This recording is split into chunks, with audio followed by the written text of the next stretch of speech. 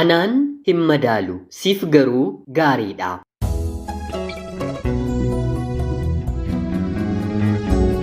Yooyyaa ashamaa akkam jirtu kabajamtoota hordoftoota qophii keenya. Nagaaf jaalalli tokkummaan bakka jirtan hundaatti hunda keessaniif yaa ta'u jecha guyyaa har'aallee seenaawwan nama barsiisan keessaa tokko siniif qabadheen dhiyaadheeraatii hanga xumura qophii kanaatti laayikii fi sheer akkanumallee sabiskiraayib gochuun na waliin tura. Xumura odeeffannoo kanaattis gatii sharafaa maallaqaa kan baankii fi kan gabaa gurraachaa siniif qabadhee waan dhiyaadheeruuf hanga xumuraatti dhaggeeffadhaa jecha kallachumaan gara seenaa qophii guyyaa har'aatti kan isin dabarsu ani gammachiisa. Tashoomeedha.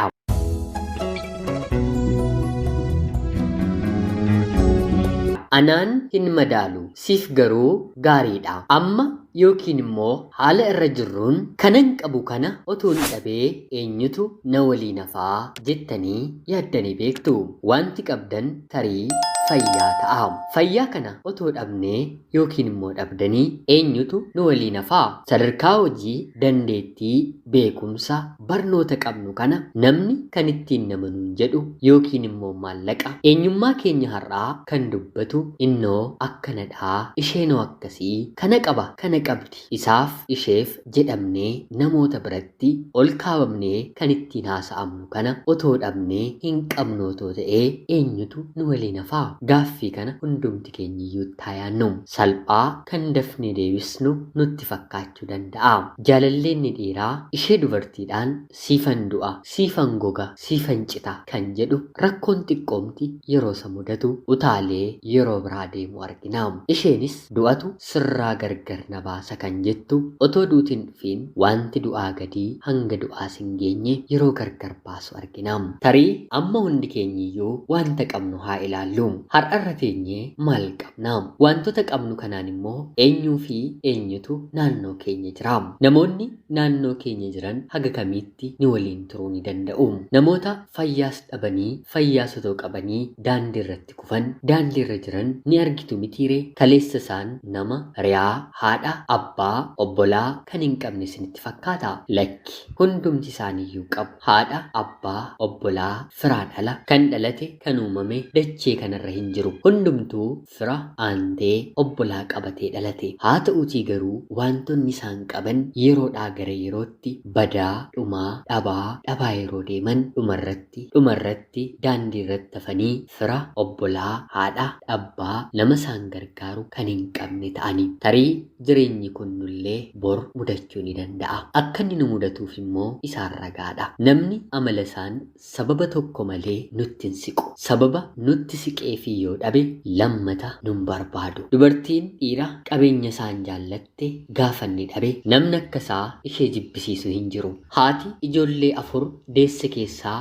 tokko konkolaataa kan qabu waan qabuuf kan ishee gargaaru yoo ta'e gaafa inni konkolaataa isaa dhabe akka obbolaa isaa kaanii harka duwwaa hafe dura kennaa ture amma garuu ofii dhabee haadhas waan dhawwateef haati dura ijoollee ishee kamuu caalaa kan jaallattu ijoollee ishee kamuu caalaa deebistee gadditi. Hundumti keenyiyyuu jaalalli hundaa caala kan jennu kan haadhaati mitiiree?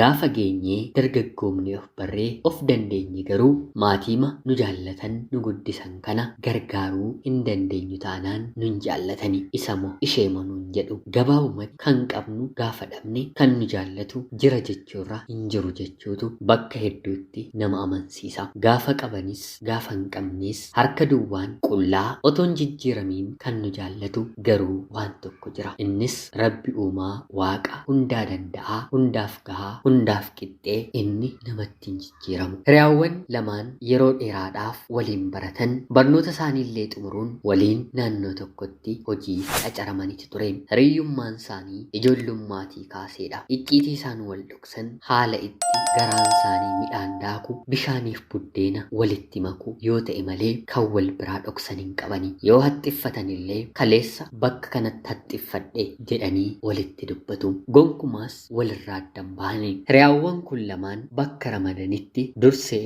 kan hojjetu dhaabbata sana keessatti ta'utti muuxannoo waggaa 4 kan qabu dargaggeessa tokkotu ture. Dargaggeessi kun nama gaariidha. Simboos qaba. Riyaa lamaan keessaa tokkos lapheen ishee gaafuma balbala hojii kanaa seente isatti banameera. Isheen tokko garuu baay'ee waan bareedduuf of tuulti. Kanaa ol nama naaf ta'utu jira. Isan eeggadha yaada jedhus qabdi. Kan nama gaddisiisu jaalalli immoo warra wal barbaadan irraa waliin qabu. Warra waliin barbaanne deemsa haasoo amala walii waliin jaallannitu wal jaallata. Yeroo wal gaafatanis argama. Kanaan dargaggeessi kun dubartii laphee isaatti naate jaalala ishee otoo hin beekiin riyaa ishee jaallate. Yeroo baatu yeroo galtu ija ishee keessa ilaala. Bareedina bifa ishee, dheerina rifeensa ishee yeroo hundaa hiriyoota isaatti jajata. Maal ta'a kan koon godhe jedhee hidhama'a. Isheen jaalatamte kunillee akka jaalatamteetti waan beektuuf fuulan kennituuf battaluma fagoodhaasa argite ija ishee gara biraatti naannessiti.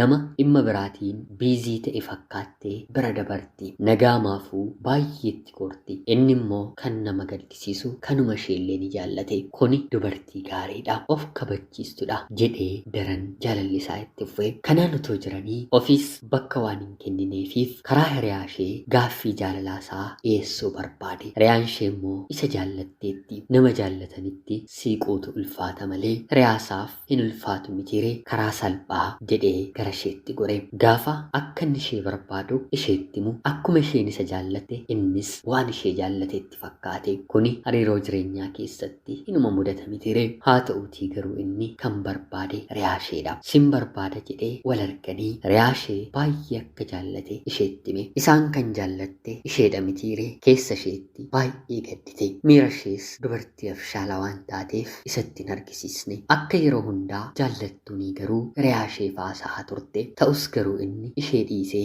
riyaa isheedhaan naaf gaafadhu baay'ee jaalladheeniin jira. Yoo tole naaf jette gaa'ilaaf hin barbaadaa yerootti sin kennu jedhee isheetti dubbate. Riyaan ishees kan ishee dhoksattee deemtee gaafatteeni. Haa ta'uutii garuu deebiin dubartii jaallatamtee kan nama ajaa'ibu ture. Dhiirri dhibnaan hinumaa kan ati jaallatte anaaf fiddaayii sadarkaa bareedina keenyaa isarra geessee ilaaluu dadhabdee ani bar nama akkanaati. Nama akkanaa malee hin barbaadu. Nama akkasaa otoo hin barbaade heerumaaf yooman yoo nagaheeraa jettee riyaa isheef deebiste. Riyaan ishee kunis lakki dhiisii namni kun nama gaariidha. Haalli nageenya isaa laphee nama qabbaneessaa. Ija qixxeedhaan nama silaalaa waan ati ittiin siqneef malee otoo itti siqxee guyyaama tokkollee nagaa gaafatteeni si waliin otoo haasa'ee nama baay'ee jaallattudha. Waajjira kana keessatti dhiirri akkasaa bareedu akkasaas jaallatamu hojiittillee cimaa ta'e akka hin jirre atis ni beektaa jettee riyaa ishee gorsite. Nama ofii jaallattu waan inni ishee hin gaafanneef riyaa ishee amansiisuufiif yaalte. Riyaan ishees lakki gonkumaan barbaadu kun anaan na jiraachisuu hin danda'u jettee jala murteetti himte. Dargaggeessi jaallateenii kunis bulee dhimma kiyya kaleessaa maalirra geessee jedhee gaafataan. Dubartiin deemtee gaafatteefi kunis baay'een gaddaa tole siif hin jennee haa ta'uutii garuu boris nan yaalaa al takkaatti abdiin kutanii jettee deebisteef. Kanaan innis tole jedhee bultee isheenis akkanuma baay'ee akka inni ishee barbaadu baay'ee akka inni ishee jaallatu si'a lammataaf gaafatte. Haa ta'uutii garuu kan isheen deebiste namni kun dhugaa dubbachuuf anaan hin madaalu siif garuu gaariidha. Maaliif bakka ishee ani si jaalladheera jettee hin deebistuufi jettee deebisteen. Yeroo kana dubartiin gaafatte kuni gaafachuu dhaqee kan gaafatatu dhiira malee dubartii miti jettee deebisteef. Kanaan dargaggeessa kanatti gaafa guyya lammataa ammas ni gadda jettee deebii argate hin deebisneef. Nan dagadhe. Sa'aatii dheeraa wal biran turre. Bor siif gaafadheen sittin himaa jettee guyya lammataaf deebisteef. Ammas ofiif si'a sadaffaa deemtee gaafattee riyaan ishee bareedduun kun lammata waa'ee masaayyuu akkanatti kaastuun barbaadu jettee jala murteetti himteen. Riyaan kunis dargaggeessa kanaan dhiisii isheen siif fedha hin godhanne qalbii kee irraa kaasuu dandeessa jettee gorsiteen. Innis erga isheen na diddee maalin godha jedhee dhiiseen. Haa ta'uutii garuu ishee kana waliinis walii galuu jalqabe. Jaalalli walii galtee waliin dubbii yeroo dheeraa waliif qabaataniin kan dhufudha mitiire. Jaalachuu ni jalqabe. Riyaa ishee gaafachiifatee akka itti ishee gaafatu garuu bitaatti gale. Isheen garuu dursitee isaan baay'ee jaallatteetti. gaafatti. Kanaaf wanna godhu dhabee guyyaa tokko siin hin barbaadaa jedhee bakka kaaffee tokkotti affeere. Yeroo kana isheenis amma immoo eenyuun siif gaafadhu jettee deebistiif. Yeroo kana innis ofumaan naaf gaafadhu jedhee deebisaaf. Maal jechuudha jettee yeroo deebistuuf sin jaalladhee jedhee miira keessa isaatti uumame isheetti hime. Keessa isheetti ni naate hinna gaafata jettee yaaddeen beektu. Dubartii waan na taateef garuu gammachuu keessa isheetti uumame fuula isheetti hin argisiisne. Baatii muraasa dura hiriyaa koo jaallattee amma immoo akkamittiin anaan jaallatee jettee gaafateen. Yeroo kanannis deebbii yeroo fidaa dhufte waa'ee hiriyaa kee ani jaalladheenii yeroo natti dubbattu gorsa ati na gorsitu keessatti bareedina keessa keen argee jedhe deebiseef. Kana jechuun irra keessa hin bareeddu jechuudha hiree jettee isheen immoo dubartiin dubbii barbaaddi mitire dubbii gootee deebisteef. Inni immoo akkana jedhe bareedina alaa kan uumu kan kennu Rabbi. Hundi keenyiyyuu kallattii garaagaraan ni bareenna. Ati baay'ee bareedduudha. Hiriyaa keetiin ol har'a situ natti mul'achaa jira jedhee amansiiseen. Kanaan hundaafuu gaaffiin jaalalaa takkaatti hin deebi'u mitire hariiroo keessa isheenillee akkasa jaallatu isatti mul'iste. Yeroos hin fudhanne gara gaa'ilaatti seenanii miinjee tokkoffaa hiriyaa ishee kan ta'e gaafatamtee kan didde hiriyaa isheedha. Kanaan guyyoonni darbanii baatiiwwanis lakkaa'amanii dargaggeessi kun waajjira hojjetu keessatti hoogganaa waliigalaa miindaansaas kan duraarra dachaa kan ta'e hojjettoota hedduu of jalatti kan hoogganu nama ta'e. Muudamni aangoo kennamuu kun dubartii gaafatamtee dideef akka boolla awwaalcha qotanii fi keessatti awwaalanii otoo biyyootti hin deebisiin biraa deemaniitti ta'e. Kaleessa baay'ee jaallatanii ni diddee hiriyaa ishee fuudhe. Inni hoogganaa taanaan garuu jaalalli jaalladha jettee dabaree ishee barbaaduu ni eegalte. Aangoon rakkoodha mitiire.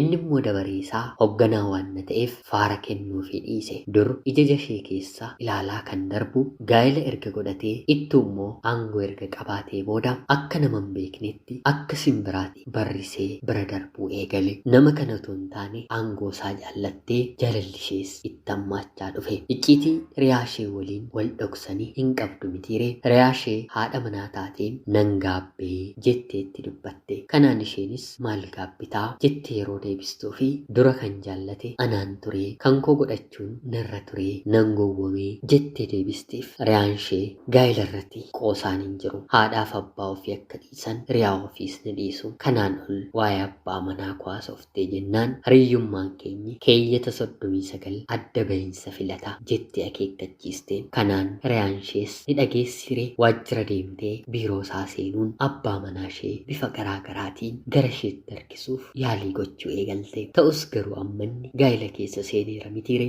akka inni isheen barbaanne irra deddeebisee isheetti mul'ise. Haa ta'uutii garuu kaleessa na jaallatteetta na gaafatteetta har'a na dhiisuu hin qabdu jettee itti gogde. Hojiis akka itti hojjetu dhabe. Sababa malee yeroo hundaa biiroo isaa dhufti. Kanaan innis wanta godhu yeroo dhabu tooftaa tokko uummate. Garaagarummaan kaleessaaf har'aa jireenya isaa keessa jiru aangoo argachuuf dhabuudha. Riyaasaa tokkoon bakka kiyya akka muudamte ta'iitii iddoo koo hojjedhu ani immoo bakka koo duraa bakka keen taa'aa. Dubartiin kun dhuguma na jaallatee moo aangoo kan akka jaallate nan ilaalaa jedhee torbee lamaaf jijjiire. Kanaan dubartiin si jaalladhe jettee biiroo isaatii guyyaa guyyaatiin deebitu yeroonni bakka duraa isaa deebi'u argitu isa dhiistee riyaasaa bakka aangoo sanaatti jijjiirameen isatu muudame jettee isa jaallatte. Yeroo hundaas biiroo isaatii sababa malee deddeebi'uu eegalte. Riyaansaa aangoo irra taa'e kun immoo abshaaladha. Biiroo sana keessatti ni dhungateen uffata irraa baaseen carraa aangoo kanaa fayyadamee akka barbaadu ishee godhe. Kanaan yeroon isaa yeroo dhumu bakka isaatti deebi'ee abbaa aangootti dabarse. Dubartii kanaaf naasuu biliqii ta'e ni maraatte jechuun ni danda'ama. Fedha isheetiin hojii sana gadhiistee dhaabbata sana keessaa baate. Isheen kan barbaadaa turte dargaggeessa sana miti aangoo sana malee. Har'as jireenya keenya keessatti nuyin otoo hin taane wantoota nuti qabnu wantoota nuti arganne kan barbaadan jiru. Namoota akkasii tooftaadhaan akkanatti qoranii of keessaa yoo baasani malee gaa'ela ofiifiyyuu rakkoodha. Bultii namaa diigu sababaan jireenya keenya keessatti kan dhufan haa ilaalluu haa qorannu adda haa baafannuun dhaamsa seenaa kanaati.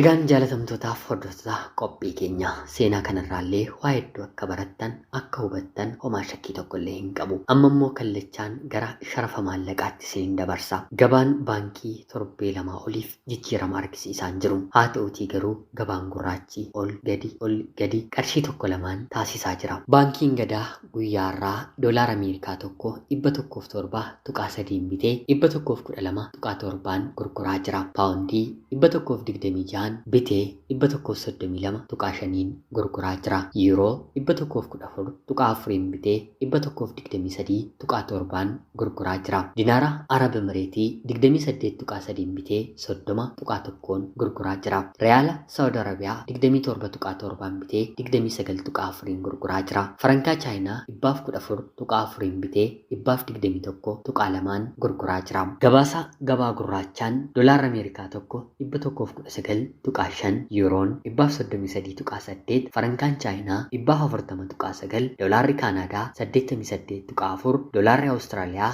81.2 paawundiin ingiliz 157.9 dinaarri kuweet 391.4 dinaarri arab emireet 32.5 riyaalli saawud arabiyaa 31.8 riyaalli kwaataar 32.8 Riyaalli Oomaan 310 dinaarri Joordaan 168.6 dinaarri Baahariin 317 paawundiin Ijibti 2.45 riyaalli Yemen 2.478 bitamaa jira. Maddi kun kan Itiyoo Forex. Haga yoonaatti yeroo keessannaaf kennitanii dhaggeeffachaa turuu keessaniitiif guddaa galatoomaa. Qophii seenaa gara biraatiin haga walitti deebinutti bakka jirtan maraan turtii gaarii.